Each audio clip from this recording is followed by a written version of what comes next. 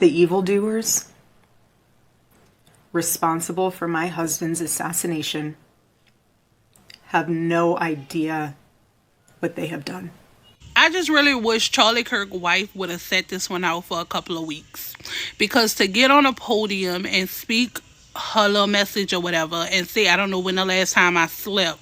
Ma'am, your husband died 48 hours ago, okay? You slept 48 hours ago, okay? And I can't imagine as a wife what she is feeling. But I just hate that. I feel like the government, the society, the people that followed him, they're using her now to fuel a fire, right? And I feel like she and her kids and their family are ultimately the ones that are going to really be mourning his loss. He was a part of their everyday life. They didn't just see him when he uploaded a video or when he went somewhere and made a statement. She is affected. Her everyday life is affected.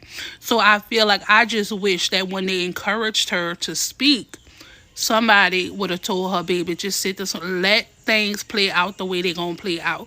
Don't get up here and speak, because she's speaking, she's in a part of grief, right? Now she's in that part of anger. And rightfully fucking so. Her husband was unalived on a national platform, right? But I just hate that they're using her. I hate that they're using her to fuel a fire that has nothing to do with the larger population of people, especially those who did not believe in his rhetoric. It has nothing to do with those people. The people who voted the way he voted, the people that thought the way he thought, the people that spoke the way he spoke, is the people that did this. Not the people who he spoke against. I'm just saying. Erika Kirk is not Jacqueline Kennedy, although I'm pretty sure she thinks she is. Jackie was a legend in memorializing and preserving the legacy of her husband, not parading staged videos of her kissing his corpse around social media. She didn't allow JFK's corpse in her grief to be exploited for the public to leer on, and she certainly didn't do it herself, insisting that the casket remain closed. Charlie Kirk assassination has shaken American politics. His wife, Erika Kirk, gave her first public speech, but instead of calling for peace or condemning gun violence, she spoke of evildoers and promised that her cry would echo like a battle cry. Some people say this was just grief, but others believe it sounded like a political warning. Let's talk about why this matters. Charlie loved life. He loved his life. He loved America. He loved nature, which helped him always bring him closer to God. He loved the Chicago Cubs. And my goodness, did he love the Oregon Ducks. Want me to say go Ducks, so I have to since they play on Saturday. So go Ducks. But most of all, Charlie loved his children, and he loved me. I want to thank my husband's dear friend, Vice President Vance, and his phenomenal wife, Usha, for their love and support. You guys honored my husband so well, bringing him home. I want to thank President Trump and his incredible family for the same. Mr. President, my husband loved you. And he knew that you loved him too. The evildoers responsible for my husband's assassination have no idea what they have done. You have no idea what you just have unleashed across this entire country and this world. You have no idea. You have no idea the fire that you have ignited within this wife. The cries of this widow will echo around the world like a battle cry. They killed Charlie because he preached a message of patriotism, faith, and of God's merciful love. But they should all know this. If you thought that my husband's mission was powerful before, You have no idea. To everyone listening tonight across America, the movement my husband built will not die. It won't. I refuse to let that happen. It will not die. All of us will refuse to let that happen. No one will ever forget my husband's name, and I will make sure of it. It will become stronger, bolder, louder, and greater than ever. This one is probably going to be a little bit divisive, but I've seen the video of Erika Kirk, Charlie Kirk's wife, and her quite bizarre kind of setup for a statement about the loss of her husband. Now, as somebody who's kind of recently lost a very close family member under quite kind of tragic and traumatic circumstances, I can understand how grief is very different for everyone. But what I can't get my head around is that this woman lost her husband a matter of days ago, has 2 young children with him, yet is able to deliver a kind of faultless statement, pre-written statement obviously, with a smile on her face for a lot of it. It looks like crying, but there are no tears.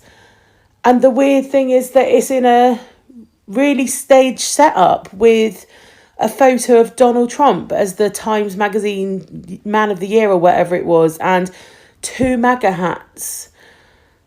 And also, why is she completely in white? Like, again, I know it's grief and people grieve differently. It's so weird to have this, what looks like, it looks like a marketing piece, is the long and short of it. Like, it feels very cold and very sterile and just very, very bizarre for somebody who lost her husband so tragically. Why is one of the first things that she's doing going out and making this statement thanking the likes of JD Vance and Donald Trump? There's so much already that rings weird about this whole situation, and it doesn't add up. And this really adds to it. Am I the only person that's seeing that and is being a bit like, this is odd? What the fuck was that Erika Kirk thing? What was that? What was that speech that she just gave? That was some terrifying ass, creepy ass, weird ass shit. Okay? I'm sorry. Listen, she lost her husband. She lost the father of her children. I definitely can sympathize with that. And gosh, her children, that's horrible. Why isn't she with them right now? And why is she giving a speech in full face, like less than 2 days after her husband was like suddenly brutally murdered, like looking into the camera and like threatening us? Like, what is she doing? Why is she acting like we did it? Bitch, go to the fucking jail and talk to that guy. Like, why are you like staring into our souls and like you're coming for us? Like, what? She's clearly being exploited by at the Trump administration. I don't know who's exploiting her and getting these like press conferences, but that is weird. Dude, tell me, am I wrong? Did fucking Jackie Kennedy do that like 2 days after her husband was assassinated like that? Like, not to even compare her to Jackie Kennedy, because oh my God, I'm just saying, like, that was weird. That was some Serena Joy ass shit. Okay. Like, that was some Hunger Games. Like, what the fuck are they planning? I'm scared. So Erika Kirk just gave a speech about her late husband, Charlie Kirk. But let's be clear, this is not a grieving widow. This is the most dangerous kind of woman, the male-centered woman. She stood up there and she called Charlie the perfect husband, the perfect father, and she promised that his voice, His movement, his mission will live on through her. But what was his mission?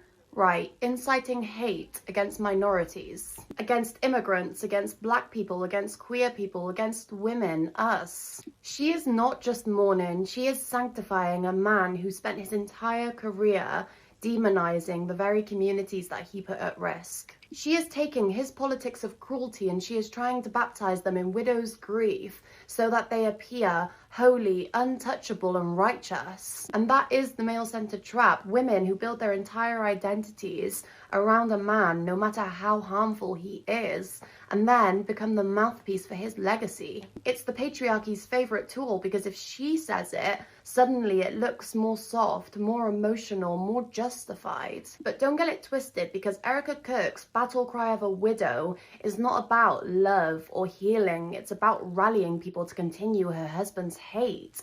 And that's why we have to call it what it is, dangerous. Yeah, Buki, the call is coming from inside the house, and whoever did the body did a good job.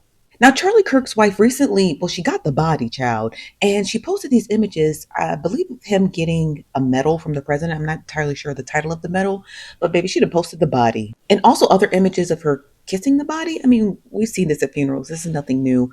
It's really what most widows and loved ones do to their loved ones, right? I think the internet was a little bit more alarmed that she posted it, because mostly funerals are pretty private. But after she had posted those images of his funeral, child, she then posted this message. You could pause to read it. I'm not going to read it. But she basically blaming everybody but the call coming from inside the house. Now, after she had made this post, she then took and did a speech, child. Let me play the speech.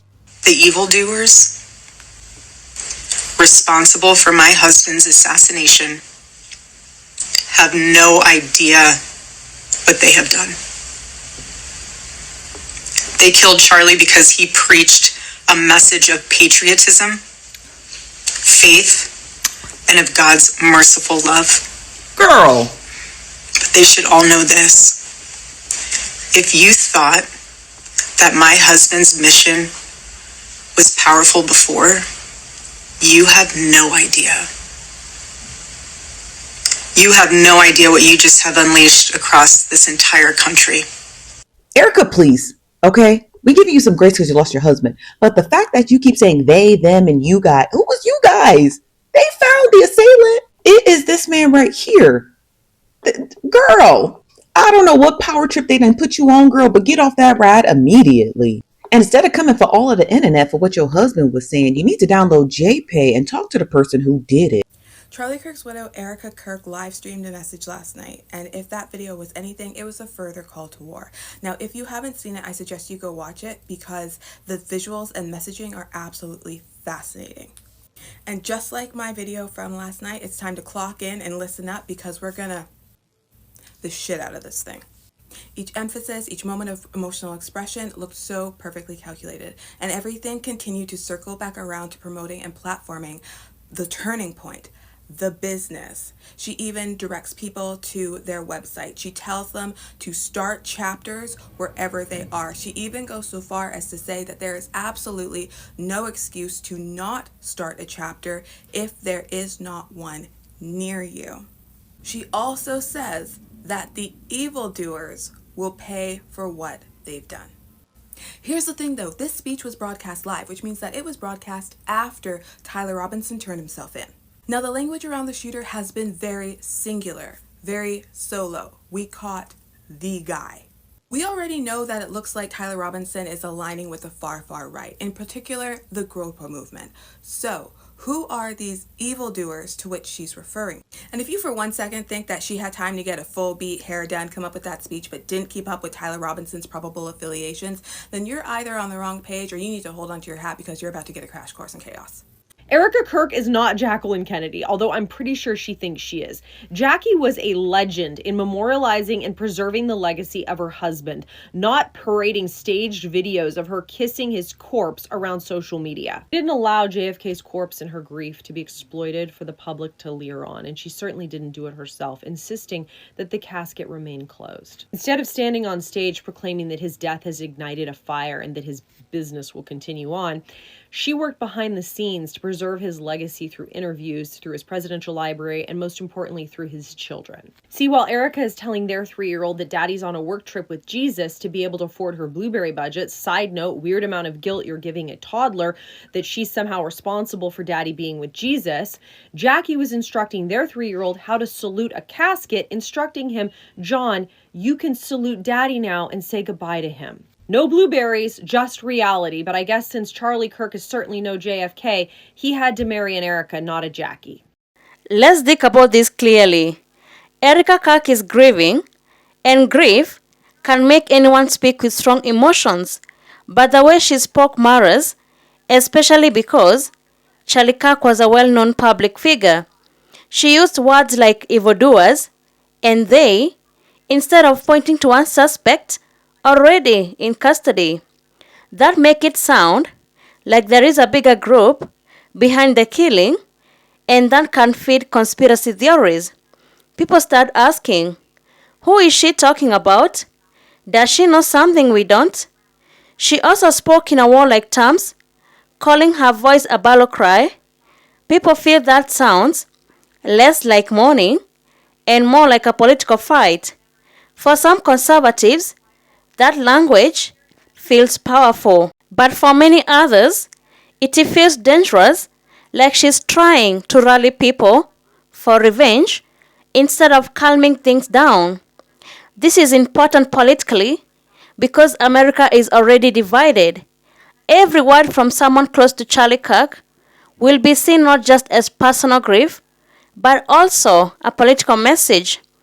Instead of uniting people against violence, her words risk pulling people further apart, almost as if the tragedy itself is being turned into a weapon in the culture wars. In moments like these, families of public figures usually call for peace, justice through the courts, and the end to violence.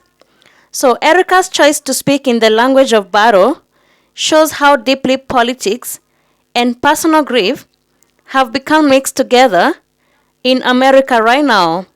So the question is, do you think Erika Kirk's speech was just an emotional reaction, or was it a political call to action? Let us know in the comments. Your voice matters a lot. Thank you so much for tuning in. Be sure to like, subscribe, and share. Have a good one. I'll see you in the next video.